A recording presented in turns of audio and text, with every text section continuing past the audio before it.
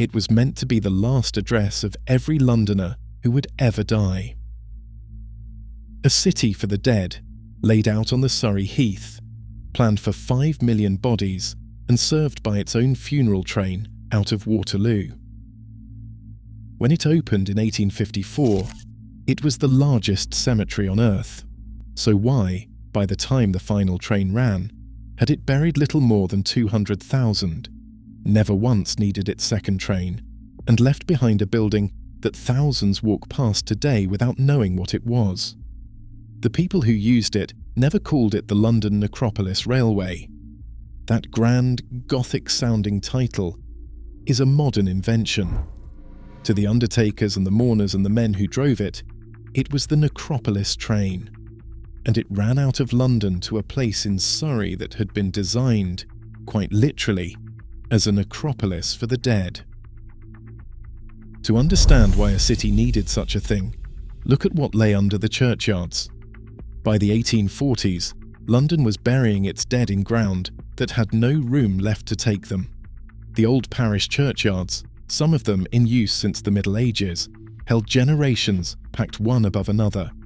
The soil raised feet above the surrounding pavements by the sheer accumulated volume of the buried. When a new grave was needed, and one was always needed, the sexton dug through what was already there. Older coffins were broken up. Older bones were lifted out and carted away or simply moved aside. The dead were being disturbed to make room for the newly dead, and the living could smell it. There was a worse consequence than the smell. In the years when cholera moved through the poorer districts, the crowded burial grounds became a source of contamination in their own right, decomposition leaking down into the wells and the water that Londoners drank. A city that could not bury its dead safely could not keep its living healthy. The two problems were the same problem.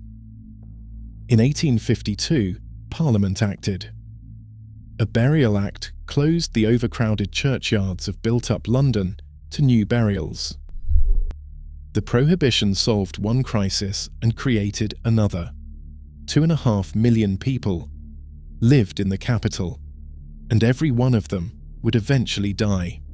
And there was suddenly nowhere legal to put them. Into that gap stepped two men with an idea large enough to swallow the whole problem at once. Their names were Sir Richard Browne and Richard Spry. They would not open a cemetery. They would open the cemetery, a single tract of cheap heathland at Brookwood in Surrey, 23 miles from the city, big enough to bury every Londoner who would ever die for centuries. The distance was the whole point. Land that far out was worthless, and therefore endless, and the new technology of the railway could carry the dead to it faster than any hearse could cross the city. Their case was made in arithmetic. Brune calculated that the site could hold nearly 6 million graves in a single layer, and many times that if the poor were buried, as the poor often were, 10 to a grave. He projected around 50,000 burials a year, and 5 million in the first 100 years, the vast majority of them arriving by train. The ambition was a monopoly on death itself, the single place to which a nation's capital would send all its dead. Every strange thing the operation later did flowed from it. Parliament granted the company its powers in 1852. The cemetery was consecrated on the 7th of November 1854 by the Bishop of Winchester. 6 days later, on the 13th of November, the first train ran. The first person carried down the line was not a duke or a general. It was a pair of stillborn twins, the infant children of a Mr. and Mrs. Hoare of Ewer Street in the Borough, buried at parish expense in an unmarked pauper's grave. The City of the Dead began with 2 children who were never named. The first marked grave, a lieutenant general, came 12 days later. He was the 26th person buried. The poor, as always, went first and went unrecorded. Now the company had to build the machine that would carry them, and the machine it built was unlike anything else on the railways of Britain. It began beside Waterloo. Brune had chosen the site deliberately. because its closeness to the Thames meant coffins could be brought cheaply to the station by barge from much of London, floated to their departure point along the same river the city drank from. The dead waited beneath a working railway. The brick arches of the viaduct that carried the mainline trains were converted into mortuaries, and bodies were stored in those vaults until their train was ready, then raised to platform level by a lift. Above them, the ordinary traffic of the living rattled on, most of it unaware of what was kept in the arches below. Out of the station, the route was chosen with the same care. Rather than running the mourners through tunnels and slum districts, the line was laid to reach open countryside as quickly as it could, so that the last thing a grieving family saw of the journey was fields. The company thought about these things. It thought about them obsessively. Nowhere was that obsession clearer than in the sorting of the passengers. On an ordinary train, a duke and a labourer might stand on the same platform and think nothing of it. On this one, the classes were divided all the way to the grave, and so were the religions. There were first, second and third class carriages for the mourners, and first, second and third class compartments in the hearse vans for the coffins. Each coffin travelled on its own printed cardboard ticket in the same 3 classes, and that ticket was always one way. The mourners' tickets were always returns. The dead were not coming back. The living were. Half the space for the dead was meant to be Anglican and half for nonconformists, so that even in the vans, the consecrated and the unconsecrated need not lie together. And yet the compartments for the mourners were nearly identical in comfort. The division had little to do with the comfort of the living. It was the dead it kept apart. A body that had belonged to a respectable person must not travel touching the body of someone who had led, in the language of the time, a disreputable life. The partitions inside the vans existed to keep the dead apart from one another, sorted by the same distinctions of class and creed that had divided them while they breathed. That system was designed the way it was because a bishop had objected to the whole idea. Charles Blomfield, the Bishop of London, thought a railway funeral was an affront. He argued that the noise and the speed of a train could not be reconciled with the solemnity of a Christian burial. And he raised a particular horror, that a profligate spendthrift might, through some clerical error, end up sharing a carriage with a respectable churchman, to the shock and distress of the family. The company answered his objection by engineering it out of existence. It built a train in which the wrong sort of corpse could never reach the right sort of corpse, and it opened for business. The trains themselves had no dedicated engine. Whatever locomotive was suitable was used, and by the 1930s, that usually meant an aging tank engine, most often the same one, working its slow way out to Surrey and back. At full stretch, the train could carry 72 coffins in 6 hearse carriages, and on occasion it ran full. In the earliest years, the last stretch of the journey was not made under steam at all. Before the junction into the cemetery was improved in 1864, the locomotive would stop at the boundary and uncouple, and teams of black horses would draw the carriages of coffins and mourners down the sloping branch line to the 2 cemetery stations, so that the engine stayed pointed towards London for the return. The branch and the avenues it ran through had been planted with giant sequoia, the great redwoods of California, introduced to Europe only in 1853. Brookwoods were among the first serious plantings of the species in the country. The dead were drawn by black horses between the largest trees on earth, trees that had only just arrived. There were 2 stations, north and south, one for the nonconformists and one for the Anglicans, built as cheap temporary wooden structures because William Cubitt expected them to be rebuilt once the odd business of running a railway for the dead was better understood. They were never rebuilt. One of them stood for 118 years, and both of them had a bar. Fully licensed, keeping ordinary pub hours, selling drink among the graves. The temperance movement was appalled, thought it grotesque to put alcohol in front of the bereaved, but the bars stayed and the locals came, walking in through the cemetery for afternoon tea and a drink, much to their own satisfaction. One sign, it was said, read simply, "Spirits served here." That last detail may be too neat to be true, and it should be taken with caution. The licensed graveyard bar is not in doubt. Drink among the dead had consequences. On the 12th of January 1867, the driver of the funeral train got so drunk at his lunch that he was in no state to work, and the fireman had to bring the dead back to London himself. After that, the company gave the crew a free lunch on one strict condition. They were permitted no more than a single pint of beer. There were other incidents. Mourners once turned up too drunk to be allowed aboard.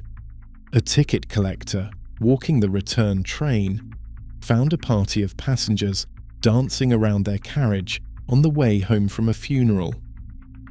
There was a quieter scandal too. The company's fares had been fixed by its founding act and could not be raised without an act of Parliament, and the traffic never justified the cost of asking. So the prices stayed frozen for the first 85 of the 87 years, and by the turn of the century, the ordinary mainline fare to Brookwood was twice what the Necropolis train charged. A golf course had been laid out on unused cemetery land, and golfers, being practical men, worked out that the cheapest way to reach it was to dress in black, present themselves as mourners, and ride out to a funeral they had no part in. It became a genuine and recurring frustration for a railway that could not lawfully raise its own prices to stop them. Not everyone who rode the train was so trivial. At the funeral of the radical Member of Parliament Charles Bradlaugh in 1891, more than 5,000 mourners came, and a single special train ran 17 carriages long. Among the crowd waiting at North Station was a law student, 21 years old, not yet anyone the world had heard of. His name was Mohandas Gandhi, and he remembered long afterwards standing on that platform and watching a furious argument break out between a committed atheist and a clergyman while they waited for the train back to the city. If you find these lost corners of British history worth uncovering, subscribing keeps them coming. And what comes next is the darkest part of the story, because the train did not only carry the newly dead, it was also used to empty the graveyards of London itself. As the Victorians tore their capital apart to build it anew, driving railways and sewers and the first underground lines all straight through the old parish churchyards, the bodies in the way had to go somewhere. At least 21 London burial grounds were dug up and sent down the line to Brookwood. The most infamous clearance came in 1862, when the ground of Cures College in Southwark was removed to make way for Charing Cross Station. The man who oversaw it was an architect named Edward Habershon, and his account survives. Nearly 8,000 bodies were taken up and packed into 220 large cases, each case holding 26 adult bodies besides children, over 1,000 hundredweight of human remains. In the cases alone, conveyed out of London by night at a cost of a little under 3 shillings a body. Habershon did not editorialize about the scale of it. He recorded only what it was like to do. "A more horrible business you can scarcely imagine," he wrote. "The men could only continue their work by the constant sprinkling of disinfectant powder." The train that had been built to carry London's dead with such elaborate dignity was also, quietly, the machine that shoveled its forgotten dead out of the way of progress. And for all of it, all the engineering and the sorting and the ambition, the dream itself never came. The founders had wanted 5 million burials in the 1st century. By the time the last train ran, the total number of people buried at Brookwood was 203,041. That is roughly 2,300 a year, against the 50,000 a year that had been projected. The company had built a line, and later a terminus, capable of running 2 or even 3 funeral trains a day. Its own agreement allowed it. In 87 years, it never once needed the second train. The city for the dead had been built for a nation, and a town's worth of people came. The monopoly on death that Brune had imagined simply never arrived. Other cemeteries opened. Municipal burial grounds spread across the growing suburbs, closer and cheaper and reachable, without a railway at all. And then 2 newer forces began to close in on the funeral train from opposite directions. The first was cremation. When the cemetery opened, burning a human body was of such uncertain legality that a crematorium built nearby, on land that had once belonged to the company, was used only to dispose of animals. Then, in 1884, the trial of a Welsh doctor named William Price established that cremating a body was not in fact against the law, and the practice spread. A cremation needed no plot, no grave, no long train out to Surrey. Every family that chose the flame was a family the Necropolis train would never carry. The second force was the motor car. A motor hearse could leave the undertaker's door and drive straight to the graveside on its own schedule, waiting for no timetable, coupling to no locomotive. The railway funeral, once the modern solution, became the slow and awkward option. By the 1930s, the train ran less and less often, an aging engine hauling a handful of coffins down a line planted with redwoods, past a licensed bar that fewer and fewer people visited. There had been one last grand gesture before the decline set in. In 1902, the company abandoned its original station and built a new terminus nearby, and it built it deliberately bright and modern, to break with the gloom that clung to the funeral trade. Inside was a sumptuous oak-panelled chapel, a room where mourners who could not make the journey to Surrey might sit with their dead before the train took them away. A steam lift raised the coffins to the platform. It was, for its moment, the most carefully considered building of its kind in the country. It would stand for less than 40 years. The company held on, and in 1939 it brought in a new set of passenger carriages for the mourners, a hand-me-down of unusual pedigree, the former royal train of the old South Eastern and Chatham Railway, ornate coaches built at the turn of the century, once fit to carry royalty, now carrying the grieving out to Surrey. It was these carriages, of all the carriages that might have been standing in the siding, that were there on the night the war reached the terminus. The train had survived changing fashion, competition, and 40 years of quiet decline. It did not survive a single night. On the 11th of April 1941, the last funeral train ran out of London. 5 nights later, on the night of the 16th to the 17th of April, the Luftwaffe delivered the heaviest raid London had yet endured. Tens of thousands of incendiaries and hundreds of tons of high explosive across some 9.5 hours. The deadliest single night of the Blitz. The Necropolis terminus was hit. The station burned.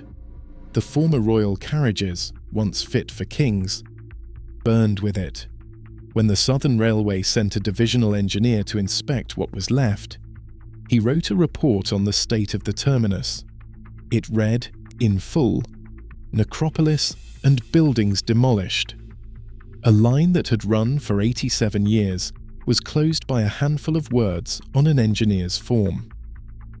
The official notice of closure followed weeks later, but by then the building was already rubble, and the date was a technicality. The train that carried the dead was itself killed in a night, and it did not rise again. The line had one last service to perform, and it performed it dead. During the war, thousands of American servicemen had been buried at Brookwood.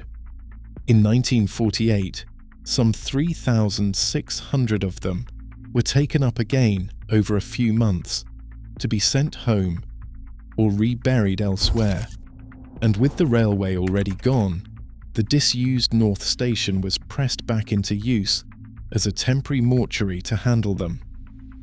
Among the American dead were men who had been executed in Britain during the war. They were not sent home with the others. They were reburied in unmarked graves, in a plot in France set aside for the executed, their names kept off the rolls of the honoured dead. The train had carried the respectable and the disreputable in separate compartments in life. In death, the distinction outlasted the train that made it. What happened to the company afterwards has a bleak logic to it. By the 1950s, the Surrey land the company sat on was worth far more than its burial trade, and a business built on death became a target for men interested only in property. After repeated attempts, a property firm took the company over in 1959, an outfit with no particular interest in funerals. The income from burials could no longer maintain the grounds, and the largest cemetery in the country began to disappear under its own vegetation, reverting to wilderness for decades until a new owner bought it in 1985 and began cutting the wildness back. The City of the Dead had outlived the Company of the Dead, and it is still there. For all that it never became the city it was meant to be, it gathered a remarkable population. The painter John Singer Sargent lies at Brookwood. So does the novelist Rebecca West, who had once been on Hitler's blacklist. So does the architect Zaha Hadid, a modern name among the Victorian dead. Dodi Fade was buried here before he was moved, and in the church that now stands on the old cemetery ground rest the relics of Edward the Martyr, an Anglo-Saxon king murdered more than 1,000 years ago. His bones carried at last to a graveyard reached by a railway that no longer runs. A place built for the dead of London had, in the end, taken in a king, a painter, an architect, and 100,000 people, whose names no one now reads, and kept them all. Which brings the story back to its beginning, and to the one building most people have walked past without knowing what it was. The frontage of the last terminus still stands at number 121 Westminster Bridge Road. A handsome 4-storey office face a short walk from Waterloo. Above the old entrance through which the carriages once passed, the words London Necropolis were carved into the stone. They are still there. They have simply been covered over, so that the crowds hurrying past on their way to the station read nothing at all, and never learned that this was the doorway through which a city sent out its dead. Out at Brookwood, the 2 stations are gone as buildings, but their ground has been taken up again by the living. Since 1982, the site of the South Station has been a Russian Orthodox monastery, and the old railway platform now marks the boundary of the monastic enclosure. A train once stopped where monks now keep silence. The cemetery around it remains the largest in Britain, still open, still burying its dead, more than a century and a half after a pair of unnamed twins were carried down the line to start it.